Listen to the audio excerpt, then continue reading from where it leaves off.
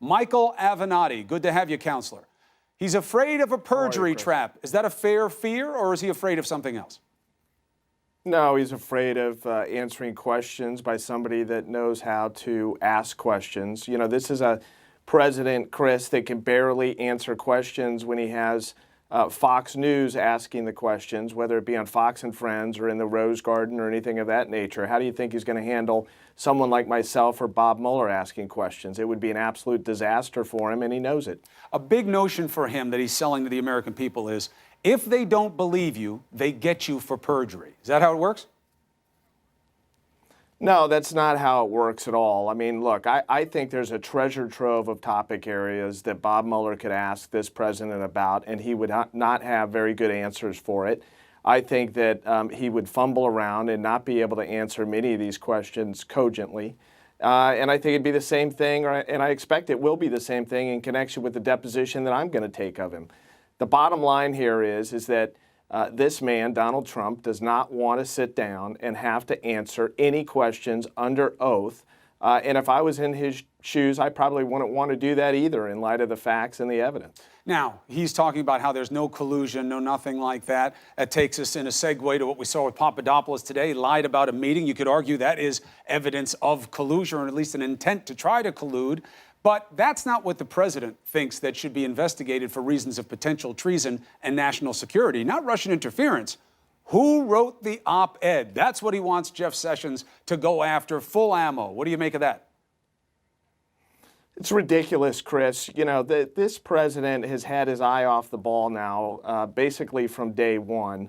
The things that really matter to the American people, he's not interested in addressing, frankly. He's more interested in carrying out personal vendettas, finding out who's leaking information, and going after people that are trying to do the right thing by this country and tell the truth.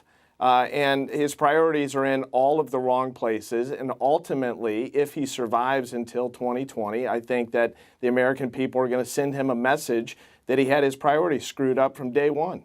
Some irony there, huh? That the op-ed matters because there's potential national security exposure, and there could be an issue of treason. Yet he does not see those aspects in the Russia investigation. It's ridiculous, Chris, as to why the president would not want to get to the bottom of the Russian collusion situation unless he knows he's guilty. He spends so much time and energy on all of these ridiculous other sideshows like this op-ed piece, attendance at his inauguration, things that are just childish, immature, and that nobody cares about. And then the real issues that matter, namely having Russia interfere with our electoral process, which is fundamental to this democracy. He wants everyone to turn a blind eye to it. I think that you see a combination of personality here, which is someone who's prone to favoring the me over the we, which puts him in a tough spot as a president and a leader, but also an exaggeration of something that is often true. Perception is reality. He's so concerned about the perception of the probe that it comes second to the reality of the probe. Now, you see hypocrisy not just on the right side of the ball, but the left as well.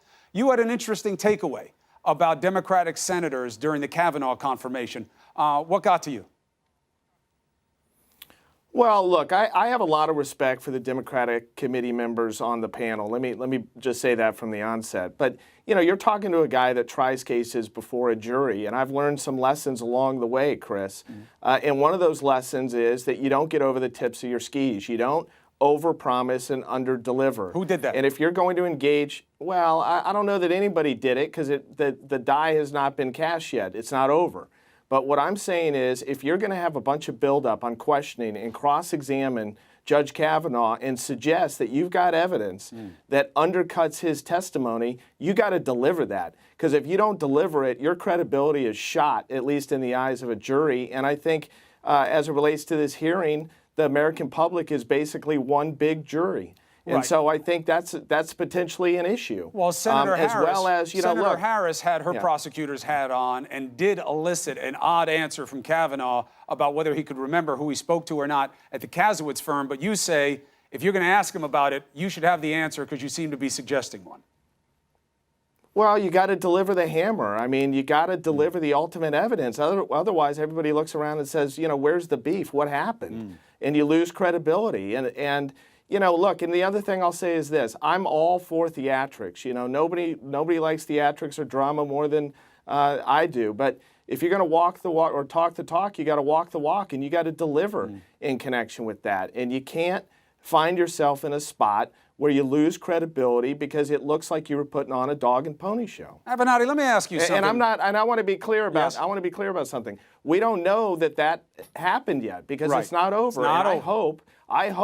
I hope that she has the evidence, and I hope that, for instance, as it relates to Senator Booker, that it is shown that those documents really were confidential when he had the, you know, I am Spartacus moment. He says, I hope that that's true. when he went Kirk Douglas, he said, I read them before they cleared them.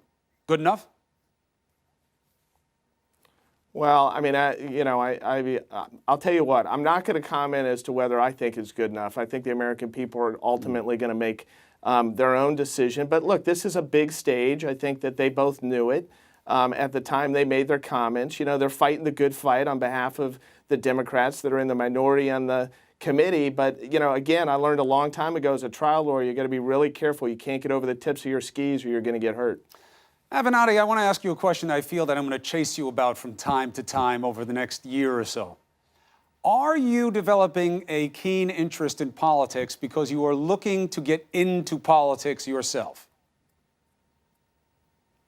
Well, I've had an interest in politics for a long time, Chris. You know, I worked on over 150 campaigns in 42 states, some of the biggest races in this nation for 6 or 7 years back in the 90s when I was a much younger man, and I kind of put that behind me. But as a result of this case, a lot of people have come to know me or know about my background, and they've asked me to enter the fray or to consider it. You and were I in am Iowa considering not it. too You know, long ago, were you not? I was. I've been in Iowa twice, Ohio twice, Florida, New York, Nevada. Were those all South cases? Carolina in a couple of weeks. No, they're not cases. I mean, I think I've been pretty clear that I'm exploring a run. You know, this is a very unusual time in our nation, Chris, and we got a lot at stake in this republic. I would submit it's the future of the republic.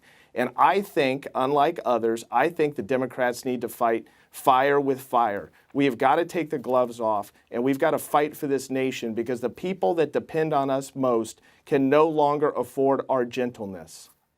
Michael, I just got a piece of information in my ear that I'm not sure you're going to believe, but we are reporting it right now, and it seems to be accurate.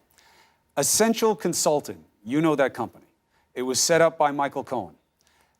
It was the vehicle for the Stormy Daniels deal. You know all this. This is your case. We are reporting that Michael Cohen is asking to break that deal up and get his money back. What is your reaction to this news that's just crossing the wire? Well, I saw it just moments ago before I came And on you the didn't air. tell I haven't me? had an opportunity. You're talking about Iowa? You're Well, not I telling me about this that's central to your case? Well, I haven't had a chance to digest it. I just saw it on my email literally before I came on. What do you Chris. make of it? Look, I haven't had an opportunity to digest it, but here's what I'll say. You know, I find this very curious because Michael Cohen and his surrogates and Donald Trump have been telling America for 6 months that that this deal was legit. And that they were going to sue my client, you may recall that, for $1 million every time she uttered anything about this. You know, I think what they're trying to do, Chris, it's pretty transparent, at least at first blush to me. What they're trying to do is they don't want me to get a chance to depose Michael Cohen and Donald Trump. And this is a Hail Mary to try to avoid that. That's What's the chance Cohen gets his money back? Well, I mean, ultimately, if the agreement is rescinded, then the chance is 100%. He gets his $130,000 back. There's no question. You know, you may or may not recall that we offered to do that very early on in the case, and they refused. I mean, they told us to go pound sand, which I think will go down as one of the worst litigation decisions in modern history by Michael Cohen and Donald Trump, this decision to basically turn down our offer some 6 months ago.